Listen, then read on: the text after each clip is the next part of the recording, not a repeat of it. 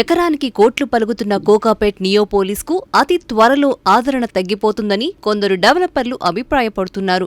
ఎందుకంటే ఇప్పటి వరకు ఇక్కడ ఆరంభమైన ప్రాజెక్టుల్లో అధిక శాతం ఫ్లాట్లు ప్రీ లాంచ్లో అమ్ముడైనవే తప్ప రెగ్యులర్ సేల్స్ పెద్దగా జరగట్లేదని అక్కడ ప్రాజెక్టుని నిర్మిస్తున్న పలువురు డెవలపర్లు అభిప్రాయపడుతున్నారు. ఇదే పరిస్థితి కొనసాగితే రానున్న రోజుల్లో ఇక్కడ ఫ్లాట్లను అమ్మడం అతి కష్టంగా మారుతుందని కొందరు విశ్లేషిస్తున్నారు.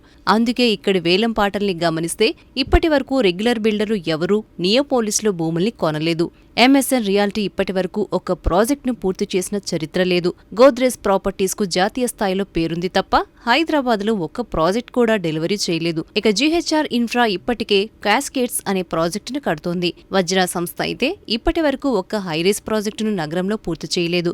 మొత్తానికి నియోపోలిస్ లో రెగ్యులర్ బిల్డర్లు ఎవరూ వేలంలో పాల్గొనలేదు. మరొక ఆసక్తికరమైన విషయమేంటంటే వట్టినాగులపల్లిలో సుమారు 800 ఎకరాల స్థలం అతి త్వరలో అందుబాటులోకి వస్తుందనే వార్తలు జోరుగా వినిపిస్తున్నాయి. మరి ఇక్కడి కొంత స్థలాన్ని 111 జీవో పరిధిలో నుంచి తొలగిస్తారా, లేక ఇప్పటి వరకు నిషేధమున్న పలు సర్వే నెంబర్లో భూముల్ని క్లియర్ చేస్తారా అనేది అతి త్వరలో తెలుస్తుంది.